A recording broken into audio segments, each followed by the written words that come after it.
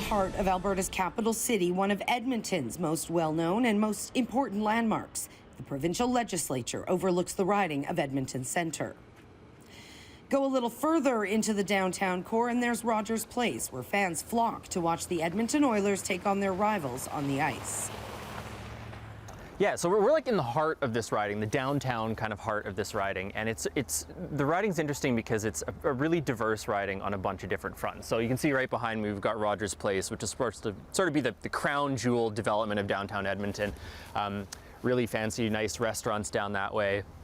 And then you go a few blocks that way and you get into sort of mid-rise, walk-up apartment buildings. That way, lots of sort of post-war kind of houses, working class sort of neighborhoods. Tyler Dawson not only lives in the riding, he is a journalist with the National Post. So keeping up on the city, including the goings-on in Edmonton Centre, is literally his business. So it's a really diverse neighborhood economically and in terms of what's going on. It's got all the downtown offices, but it's also got lots of sort of small business, lots of new Canadian communities. So there's a lot happening in Edmonton Centre. And in addition to all that, it's sort of on the forefront, I think, of some of the social problems that Edmonton is facing. Both of the sort of the downtown core ridings are facing those problems generally. There is growth here, including construction of a new LRT line and new builds breathing new life into other parts of the riding as well. But while you see some businesses thriving, others haven't survived. A drive through Edmonton Centre also reveals stores, even whole strip malls, boarded up. The median household income is $66,500. Roughly 115,000 people live here. Edmonton's population continues to climb, growing by 16% in the last 5 years. And that kind of growth brings challenges. You've got Rogers Place right there, and then like a block away you've got one of the major homeless shelters and where a bunch of the services for the unhoused communities are. So lots happening in this riding. Alberta has 3 new seats in this upcoming federal election, and that means the redistribution of some boundaries of key ridings, including here in Edmonton Centre. But despite the redistribution, this riding has always been a highly sought-after one to represent. In the past 20 years, that's 7 federal elections, 3 terms as a Conservative, and then it flip-flopped between the Liberals, the Conservatives, and back to the Liberals in the last election under Randy Boissonault. Boissonault isn't running this time around. I want to say unequivocally that I apologize for not being as clear about my family history as I could have been with everything that I know now. Randy Boissonault had already started his campaign in Edmonton Centre, but abruptly resigned from the Liberal Party just 2 days before the writ period started.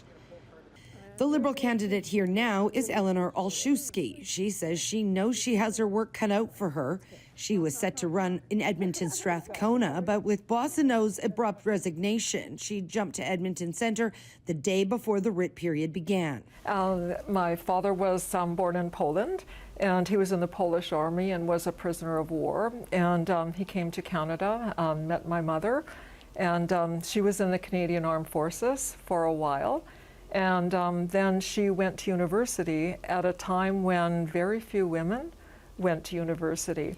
And so, what I learned from my parents is to work really hard and to have a sense of compassion for my fellow Canadians and to give back to the community whenever I could. And so certainly that's one of the reasons I'm running. Though it's been a Liberal riding for 4 years, the race for Edmonton Centre was a near 3-way tie in 2021, with Boissonault winning by little more than 600 votes. The Conservatives are looking to take it back. Sayid Ahmed is the Conservative candidate here. He is highly educated, an economist and senior director at the Government of Alberta's Health Department. Ahmed is also a father of 4 and a Somalian refugee. And some of you have done a lot of door knocking. While the other progressive party in the riding, the NDP, hope to turn Edmonton Centre orange. If the NDP and the Liberals split the vote, it's an easy win for the Conservatives. So what kind of strategic voting will happen there, and how will that impact the result? Janet Brown is an opinion poll researcher and political commentator. We've been talking a lot about strategic voting in this election, right?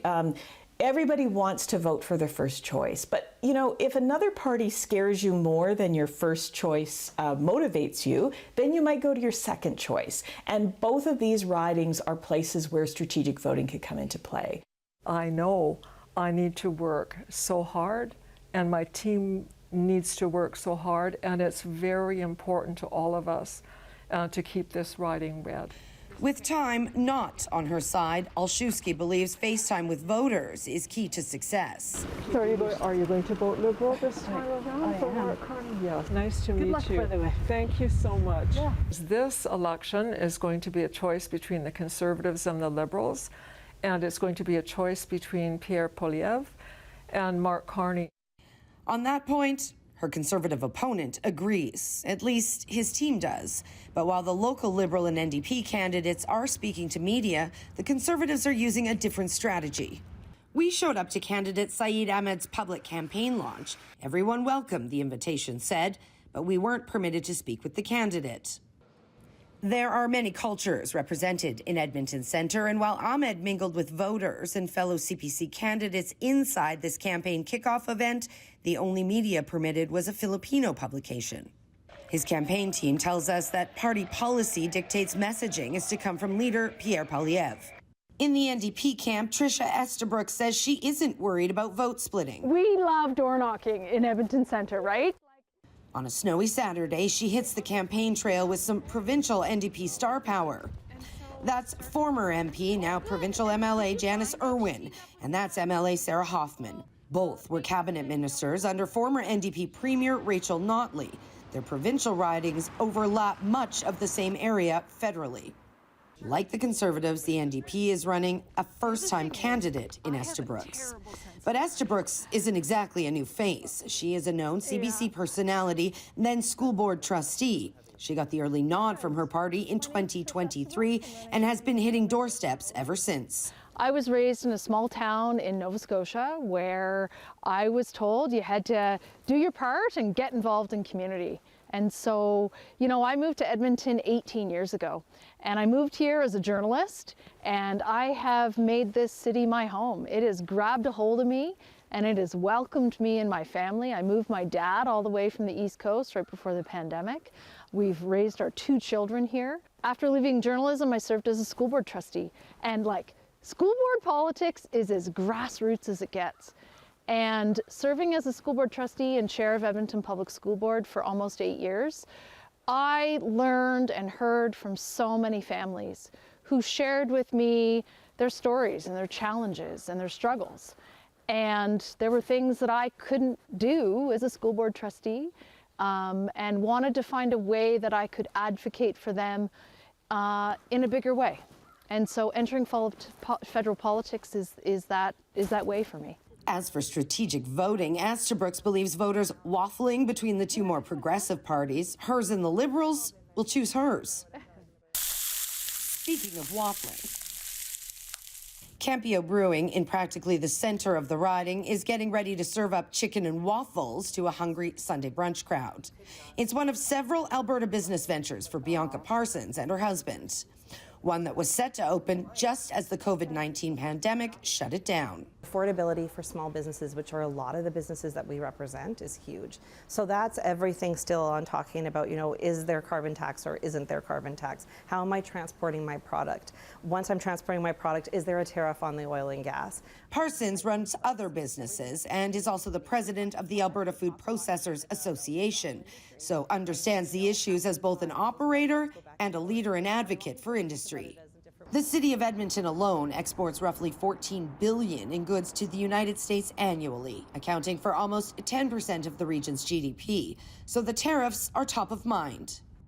So, you know, I know sometimes processing is a little bit of a hard word for people to understand. I'm not talking about processed cheese. We're talking about the act of processing. So that can be anything from you being a grower, you taking that product out of the ground, and then you wash it, you throw it in a bag, and then you sell it, all the way up to maybe the larger companies that people are more aware of, like Cargill's, JBS. Here in Edmonton, I would say some of the bigger companies are Little Potato Company, Chef Bombay, Chimo Pierogies. We talk a lot in Canada about the auto industry, and we know how many times those car parts go back and forth. But I want people to think about it as a different way and think about a cake.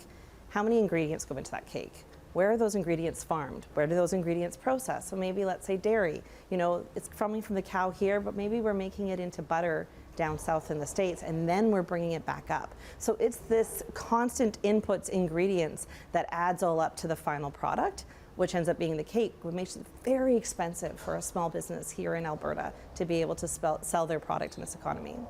The last 2-3 months on the doors, all anyone is talking about is the bully to the south of us and how the tariffs are going to impact us. But let's not forget the intersection of those two issues. We can't talk about a threat to Canadian sovereignty and a threat to the very basic fact that we are going to see the price of goods and groceries and gas and everything go up. Affordability underlines all of that. And Canadians want to see some real solutions. Like, what can the parties, what can the leaders, what can the people who are spending all their time knocking on doors, what can they actually do for Canadians to deliver on those things? So if it's you who goes to Ottawa, what can you actually do for these voters?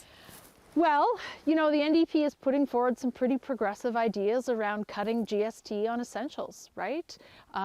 Making sure that, you know, we're not paying additional GST on things like grocery store meals, for example, essentials, diapers. My gosh, I talked to a young mom yesterday. The price of diapers, it's through the roof, right? Oil and gas remains a major economic driver across the province, while Calgary to the south is home to head offices of major corporations. The northern half of the province has more blue-collar, hands-on workers, though the number of people earning a living in the sector has diminished somewhat due to automation and other innovation. There's a lot of discussion about oil and gas, and especially with our Premier Danielle Smith, and a lot of comments she makes about, you know, the industry in Alberta. And you know, part of what I think that we need to do is we need strong representation from Alberta for that oil and gas industry. Alberta will continue in its pursuit of doubling our oil and gas production to meet the growing global demand for energy, and we will not let Ottawa stand in our way. You know, I don't think it serves the oil and gas industry well if we're constantly bickering and threatening Ottawa. And so, you know, one of the things that I would like to be for the province of Alberta and for my riding Edmonton Centre is that strong voice that brings something more constructive to the discussion about oil and gas, because oil and gas is fundamentally important to Albertans, and Alberta is going to be fundamentally important for a long time to come. And it's important not just for Alberta, but for other provinces that are going to be depending on Alberta oil, as well as our relationships with other countries. The Alberta Premier has been outspoken, appearing recently on the right-wing U.S. network Fox News and taking a meeting with President Donald Trump. Well, Danielle Smith is vocally supporting Pierre Poilievre without being asked. She is being very strong in her support of Poilievre and her concern about Carney. And Doug Ford, another Conservative premier, is taking a totally different stance. He's just come out of an election, and you know, he's not worried about supporting the Poilievre people. It's being revealed every day that he has almost no relationship with Pierre Poilievre. Brown says while Poilievre didn't ask for the endorsement, it's not likely to hurt in Alberta. I think you'll find that here in Alberta, the Conservative relationships federally and provincially are a lot closer, and people in Alberta aren't feeling, or Conservatives in Alberta aren't feeling conflicted about supporting Conservatives federally the way they may seem to be in Ontario. Pierre Poilievre spoke of reducing trade barriers and the importance of the energy sector across Canada. This bill, this law, blocks Canadian pipelines from ever being built. It basically bans the construction of pipelines. That's why we have to give literally 90% of all of our energy exports to the Americans, 100% of our natural gas. We can't get it to Tidewater to send it to Europe or Asia. In fact, do you know that the energy we send from Western Canada to Quebec and Ontario has to go through American-fed pipelines, then comes back into Canada, which means we're totally dependent on them even to sell our own energy to ourselves. And given the strong Conservative vote in the province and the strong ties to the sector, it could be just what voters in landlocked Alberta need to hear. Back at Campio Brewing, Bianca Parsons hasn't decided or isn't saying. I would say to what I've been saying to all of our members is that whoever represents this riding needs to have a voice. It needs to have a very strong voice for this community in Ottawa because we want to be heard.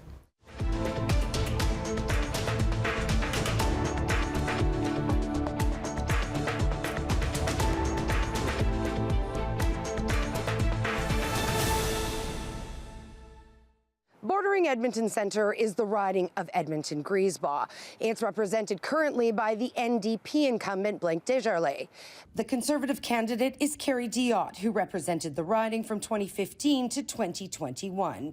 And in an upset that wasn't expected, was defeated by the NDP's Desjarlais in the last election by a narrow margin. Nearly 2 weeks into this campaign, the Liberals hadn't fielded a candidate. But on day 11, Patrick Lennox joined the race. And there is a Green Party candidate here as well, despite near record low support for the party across the country. Edmonton Griesbach has a median household income of $71,000. That's actually higher than in Edmonton Centre. But the statistics don't tell the whole picture. For instance, you need to have a household and an income to be counted in the household income statistics. I have lived here for 30 years, and I call it a critical care community of Edmonton. The reason being is because there's lots of need, and when there's lots of need and lots of people who are trying to figure life out. In the heart of Edmonton Griesbach is historic Alberta Avenue, and nestled on a quiet corner is the Carrot Cafe.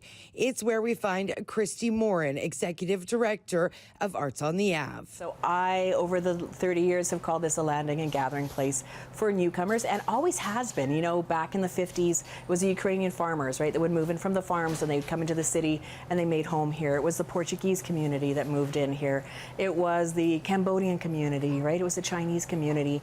And now it's a lot of African communities that are moving in and finding home, you know, running and fleeing from war-torn countries and finding Canada a home and landing in Edmonton in this district. It's a relatively similar riding in some ways. You do have actually some of the nicest houses in the city, sort of along Ada Boulevard, along the river, sort of over in that direction. And so really beautiful houses in the neighborhoods called Highlands that run sort of along there. And then again, you've got a lot of those sort of post-war houses in those kind of communities. And, you know, for viewers who are watching this not in Edmonton, you know, a little post-war house in Edmonton goes for like less than $300,000. So these are not, you know, home ownership in Edmonton is not, you know, what it is even in Calgary or in Ottawa or Toronto or Vancouver, for example. Tyler Dawson is an Edmonton journalist who works for the National Post. He says the MP in this riding has a lot to balance. So you've, again, a relatively diverse riding in terms of the demographic background of the people that work there. You do have a bit of a disparity in terms of income when you look at those really big, nice houses, and then you go, you know, a few blocks north into a little bit of a different sort of income set. In both ridings, there are a high number of children and a high number of seniors on a fixed income, which means there is a high uptake on social programs. Yeah, there's some serious financial challenges, serious issues of folks being unable to keep up with food, rent, mortgage, the cost of gasoline, just the cost of living, all at the same time when their wages are staying the same or even getting worse. I've heard from some people door knocking that their jobs have started to reduce their hours even, just because they can't afford to keep them there. And so people are working 2, 3, 4, sometimes 5 jobs just to get ends meet, just to get by. Blake Desjarlais is the NDP incumbent in the riding.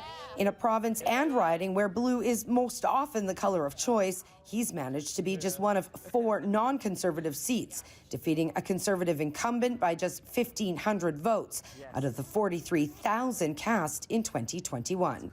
So many things that the community is spearheading where they ask their members of parliament for support. And I like to think of myself as a cog in the wheel of what is a community. No community is just one person. I'm just the guy whose name happens to be on people's lawns. But there's so many other folks who are behind me. There are folks who show up every single day to make sure that there's food for folks, like Boyle Street Community Services, like Hope Mission, like making sure the Bissell Centre, for example, that the houseless folks actually have a real shot and have empathy and dignity in one of the coldest countries on earth. According to data from polling stations in previous elections, the Conservative vote has been historically concentrated in the wealthier parts of this riding. And this time, voters in Edmonton Griesbach have a familiar name on the ballot, with Kerry Diotte. Flopped and flipped in an interesting direction. I mean, it was Kerry Diotte's riding for a long time, the Conservative. And Kerry's quite conservative, as Alberta Conservatives go. And it's now Blake Desjarlais' riding, NDP Member of Parliament. So and provincial, I mean, of course, all Edmonton ridings are NDP provincially, but that riding is more or less Janice Irwin's riding provincially, and again, quite a progressive sort of voice that community has elected. So you do have this bit of tension, of course, between, which is the same tension you see in some of these other core ridings, between someone who's moving away from the centre on the right wing of Canadian politics and moving away from the centre on the left wing of Canadian politics. The Conservative candidate was a journalist and former city councillor in Edmonton and served as a backbencher in Ottawa for the 2 terms he represented this riding previously. We reached out to the Diotte campaign several times for an interview, but received no response. Yeah, you're on a little bit of a tough slog against the Conservative. Oh, it's a big one. Yeah, but I haven't seen him out here. Well, I don't even know who the hell he is, who's running. The campaign is short, and Desjarlais says when it began, he felt he was the only one running. And with no Liberal candidate here in the first week and a half, pundits feel he was a virtual shoo-in for the Progressive vote. He also feels he's the clear voice for Progressive voters. Are you planning on voting in the federal election? Midway through the second week of what is already one of the shortest election campaigns in Canadian history, the Liberal Party found their candidate for Edmonton Griesbach, Patrick Lennox. I'm not from the political world. This is day one of my political career. So I think that makes me very distinct from Mr. Diotte and Mr. Desjarlais. Griesbachians are an incredibly diverse population. They have community front of mind and in their hearts. They are Canadians, foremost, and they're most concerned about during this election is Canadian sovereignty, keeping our way of life safe from the threat posed by President Trump. As the campaign heats up and Canadians worry about the implications from tariffs weighing on the minds of local candidates, is that voters may be less focused on what they offer, instead looking to which national leader they think has the best plan to fight back against Trump. And while Lennox was gathering nomination signatures needed to get himself officially on the ballot nearly 2 weeks into the campaign, he believes he can still pull ahead. And in this current context of tariffs and sovereignty questions, Lennox thinks his PhD in U.S. relations will be an asset. These are serious times, and we need serious people to go to Ottawa to represent Alberta and to represent Edmontonians. The seat makeup across Canada means the West rarely decides who forms government, says pollster Janet Brown. But in a campaign this close, every seat is crucial and is the reason having candidates in as many ridings as possible, even late additions, is especially important for a party that wants to form the next government. Well, of course, if the election is close, then every seat counts, even the seats in Alberta. And also, if we're close, if a party is close to having majority versus a minority, that's really important too. A minority government will be a totally different animal when it comes to negotiating with the United States than a majority government. So here in Alberta, where we're used to people not paying attention to our ridings and the federal election here, suddenly every single seat counts. So a place like Griesbach that nobody really paid attention to is now fundamental to whether or not the Liberals could get, or the Conservatives can get a majority government. And while all of the big 3 parties are focused on sovereignty and the potential impacts of U.S. tariffs, the Green Party's choice, Michael Hunter, feels a bit distanced from the other candidates in Griesbach. And while he acknowledges support for the Green Party federally is low, it remains Hunter's party of choice, and the only choice, he says, for voters who want action on climate change. The Green Party has always been the party that I most identified with. I think certainly as the years have gone on, I've been more and more involved as the climate crisis has worsened and become more urgent. It seems like the message of the Green Party has been even more important. All the commitments that we've made are outdated now, and everything we plan to do by 2050, we should have done by now. Affordability is a major issue in this election for many, and in a riding and a city where many make a living in the oil and gas sector, the Green Party candidate is reducing his dependence on it. We did sort of fear affordability into the future and wanted to make sure we could stay in our home, and the way we saw doing that in the long term was to get to net zero, to disconnect our gas line, to put up enough solar panels to pay for our electricity over the course of the year. So in the long term, we are going to be much better off financially. Having lost the carbon tax rebate, that's going to put a bit of pinch on our finances to try to pay things off. Back at the Carrot Cafe, affordability is always top of mind. Amar whips up a latte while Heather works on closing down the coffee shop after a busy day. They each take on a lot of different jobs as volunteers at the Carrot. We're volunteer powered. We have 70 volunteers per week that run the Carrot. The Carrot is operated by Arts on the Ave, started 18 years ago as a gathering place for local artists. It sells local baked goods, coffee, and other treats. That money is used to fund festivals and charitable social endeavors in Edmonton Griesbach, including a hamper program that feeds more than 200 families per week. Amar fled Syria with his family, and they were sleeping on the streets when they arrived here. One day, Amar wandered in. So yes, I learned English here, and then after that I'm working here, and then I'm leader barista here.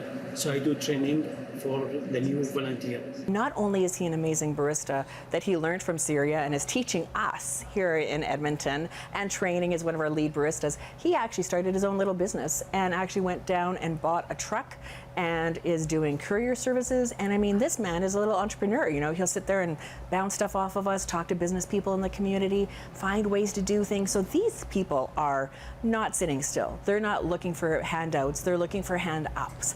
And he's in charge of the same pantry program that kept him fed when he first landed in Canada. And the council is just one of many outreach groups working with vulnerable Edmontonians here. Traveling through the riding, we find another group. That's why for Christy, who's been at the Carrot since its inception, the threat of tariffs is so frightening. When you talk about the tariffs, it scares us as a charity because we're like, how does that's all going to trickle down and hit us really hard. I mean, we already run a food pantry and we feed about 210 households every week. And so we're sort of tapped at that right now and thinking, how will we handle more? Bianca Parsons is head of the Alberta Food Processors Association. She says charities will be some of the hardest hit by tariffs. Think about it like this. When you go and purchase a can of green beans, half of that cost is actually the can. If the can has a 25% tariff, which it already does, the price is going to slowly trickle down and come down to those that need canned foods the most and those who buy it the most, which in Canada is our food bank. As for her vote, Christy says it will go to the party she thinks has the best plan to counter the tariff threats from the United States. She says how people vote is less important than if they vote, something candidates in Edmonton Griesbach can agree on. Well, April 28th, the big day. Okay. All right. I'll be there. Whatever party you're voting for, make sure that you ask your candidate where they stand on energy transition and what their plans are. We got your back. Oh, thank you. It means a lot. Thank you. Okay, be well. Vote early. For CPAC, I'm Elissa Carpenter in Edmonton Griesbach. Look at this nice little door.